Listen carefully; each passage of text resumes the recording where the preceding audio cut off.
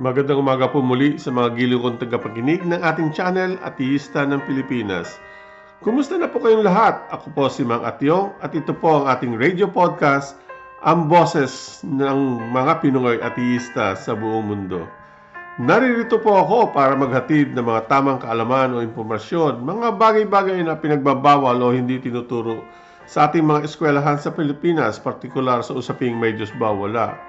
Dahil dito, ito ay ating advokasya o katungkulan na ibahagi ang mga kaalaman na ito para makasiguro tayo na ang ating mga kababayan ay hindi maloko ng mga simbahan o mga peking grupo ng reliyon na nagbibigay ng mga maling impormasyon, lalo na sa ating mga kabataan na walang kamuwang-muwang tungkol sa mga bagay na ito. At sa gayon sila ay makaiwas at magkaroon ng balanseng karunungan at makagawa ng tamang sariling desisyon sa pagpili ng kanilang paniniwala sa buhay. Pinakita natin sa ating huling mga episodes na ang nakasulat sa Biblia ang historya ng simbahan at mga kasalungat na katangian ng Diyos ay pawang mga ebidensya na nagpapatunay na bakit walang Diyos.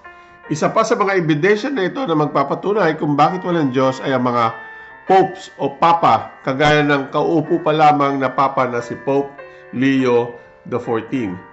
Sinabi natin noon sa ating mga episode na ang Katoliko at Kristiyano ay magkaiba. At ito ay pinatutunayan natin ngayon sa pamamagitan ng bagong luklok na Papa.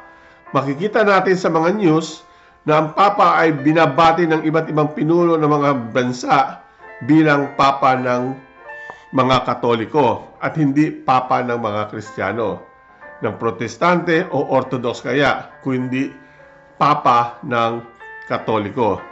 Dito, pinapatunayan natin na ang Katoliko, ang tunay na simbahan na tinatag ng Diyos sa pamamagitan ni Peter o Pedro, ay ang tamang simbahan ng Diyos at hindi Kristiyano, dahil ang Kristiyano ay mga peking reliyon o simbahan na nagkukunyari na sila ay Katoliko, o di kaya akala ng mga miyembrong Kristiyano na walang kamuwang-muwang na di sila pala Katoliko. Pangalawa, pinag-usapan natin dati na may mga local na simbahan noong panahon ng Roman Empire. Isa na dito ay ang simbahan ni Cristo na ginawang legal ng Roma ni Constantino noong 313 AD sa pamamagitan ng Edict of Milan. Ang Katoliko noon ay mayroong 5 pangunahing sentro ng pananampalataya: ang Roma, Constantinople, Alexandria, Antioch at Jerusalem. Sila ay bahagi ng pangkahalatang simbahang Katoliko. Subalit noong 1054 AD, ang dakilang iskismo ay nangyari kung saan ang 5 simbahan na ito ng Katoliko ay nahati sa dalawa. Sila ay naging ang kanlurang simbahan at ang silangang simbahan, West and East. Sa 5 na ito, ang Roma ang naging ang kanlurang simbahan. At ang pagsanib ni Constantinople, Alexandria, Antioch at Jerusalem bilang isa, sila ngayon ay tinawag na silangang simbahan. Kalaunan, ang apat na grupo ay tinawag na Griego Orthodox Katoliko. Samantala, ang Roma ay tinawag na simbahang Romano Katoliko. Tandaan na ang 5 grupo ng simbahan na ito ay pawang mga Katoliko hanggang ngayon. Pero ang 4 na grupo ng silangang simbahan ay hindi kinikilala ang Papa. So parehong Katoliko pero hindi naniniwala ang other side na tungkol sa Papa. Pangatlo, bakit ang pangalan ng Pope ay iniiba ng simbahan kagaya ni Pope Leo XIV na ang tunay na pangalan ay Robert Prevost ng Amerika? Ito ay kultura ng Romano noon kung saan ang mga emperor ng Roma noon ay iniiba rin nila ang kanilang pangalan pag sila ay naging isang emperador na o emperor. Ang tradisyon na ito ay ginagamit para ipakita ang kanilang kadakilaan, ang kanilang malawakang otoridad sa tao, at ang naghaharing dynasty sa kanilang sinasakupan. Kadalasan, pinapakita rin nila na sila ay kapantay ng Diyos. Kagaya ni Octavio, ang unang emperor ng Roma, tinawag niya ang kanyang sarili na Augustus para idiin sa tao na siya ang pinakamataas na otoridad sa buong bansa na makapangyarihan kagaya ng Diyos. Pang-apat, ang pangalan ng bagong papa ngayon ay kinuha sa pangalang Leo bilang pagpupugay kay Leo XIII. Subalit, isa sa hanay ng mga Leo, isang sa mga hanay ng mga papa na Leo, ay isang papa na na-excommunicate kay nag-excommunicate kay Martin Luther. Ang papa na ito ay si Pope Leo X. Siya ang nagsabi na ang kwento ni Kristo, ito, papa to ng simbahan. Siya ang nagsabi na ang kwento ni Kristo ay hindi totoo at isang alamat lamang na ginagamit ng magandang pagkikitaan ng pera ng simbahan. Siya ang nagpakilala na magbigay ka ng donasyon sa simbahan para maabsuelto ka sa iyong mga kasalanan. Dito makikita natin na ang mga papa o popes ay isa sa mga solidong ebidensya kung bakit walang Diyos. Dahil sila mismo ay hindi naniniwala sa Diyos. Ito pa ang isang pruweba. Noong nagsimula pa ang papacy, maraming mga papa ay may mga anak sa labas. Sila ay ang iba ay nakikiapid sa ibang asawa, minumulesya, ang iba ay minumulesya ang mga kabataang lalaki, kagaya ni Benedict VIII. Sila ay mga mamamatay tao, sumasamba sa ibang Diyos. Tandaan, sumasamba sila sa ibang Diyos, tulad ni Pope John XII. Sila ay mga magnanakaw, kagaya ni Pope Leo X. Sila ay di sang-ayon sa Biblia at minsan ipinagbili pa nila ang simbahan, kagaya ni Pope Benedict IX. Mga blasphemous din sila, kagaya ng pare na si Arius. At may mga tama rin sila sa ulo.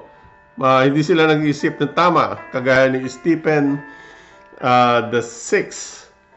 Dahil dito, karamihan sa kanila ay pinagutan ng ulo, pinatay sa gutom, o ikinulong hanggang mamatay. Kung totoong may Diyos, dapat hindi ganito kagrabe ang kanilang pagkakamatay. Pero ang lahat ng disipulo ni Jesus ay pinatay rin ng kagaya ng ganito na karumal-dumal. Kahit si Peter na pinapaniwala ang unang papa, ay maraming asawa rin na pinako sa krus na patiwarik o patuwad. Ngayon, kung gusto niyo pa malaman ng ibang mga papa, nandito si Pope Clement I. Siya ang papa na inihulog sa dagat na may angkla sa kanyang leeg habang hinihila ng barko. So kung ang Diyos ay talagang maunawain o mapagbigay o marunong sa alam niya na dapat niyang hindi gawin ito sa kanyang mga papa at mga disipulo. Ngayon, si Pope Evaristus, siya naman ang nagpakilala sa salitang Katoliko noong 105 AD. So ngayon lang nagkaroon ng salitang Katoliko. Wala pa yung salitang Katoliko noong panahon ni Jesus. Kahit yung salitang Kristiyano ay wala o yung simbahang Kristiyano ay wala noon.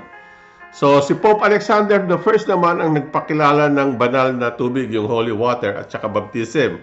So, wala yan sa Biblia. Si Pope Telesphorus naman, siya ang nag-introduce o nagsimula ng hating gabi sa misa. So, wala rin yan sa Biblia.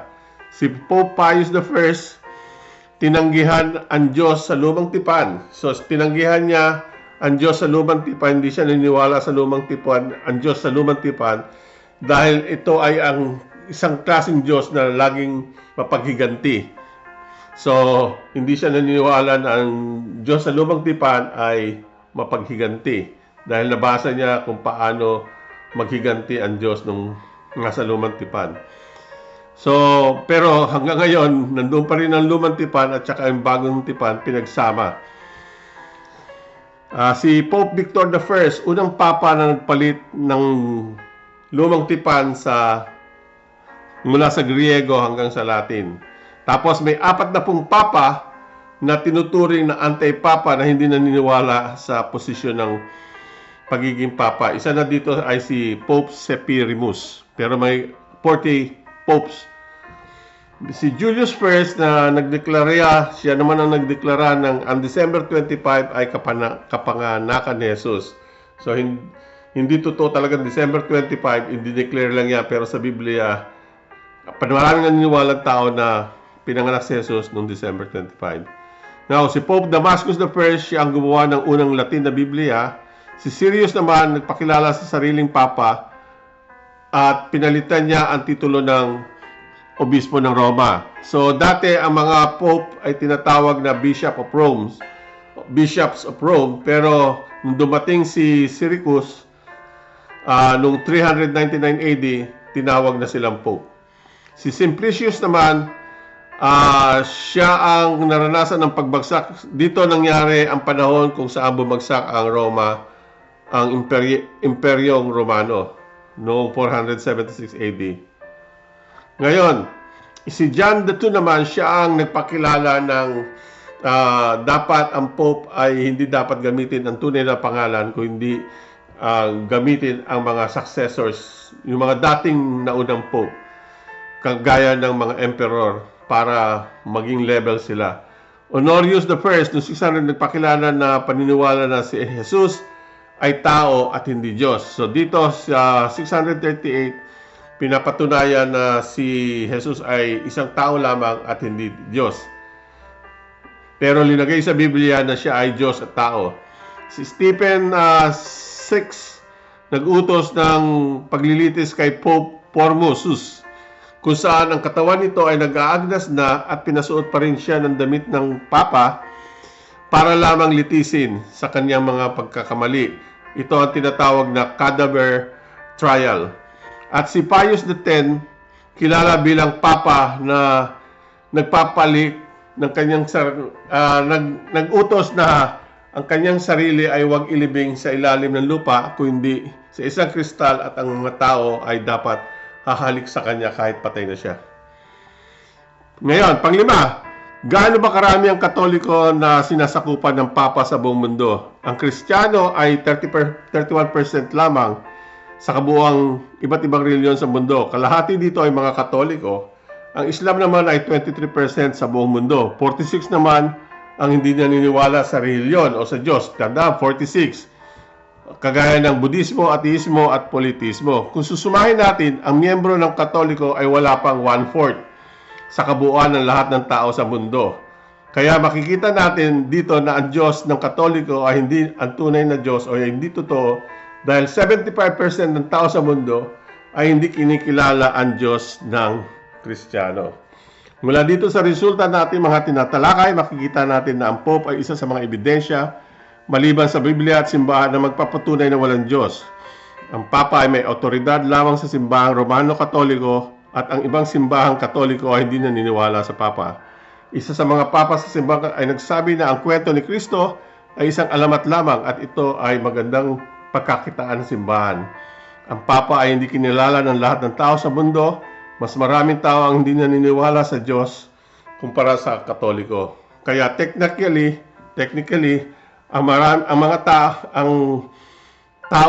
karamihan sa mga tao ay ateista. Kung totoo naman na may Diyos, ang mga Papa mismo ay siyang unang makapagsabi na sila ay mga sugo ng Diyos.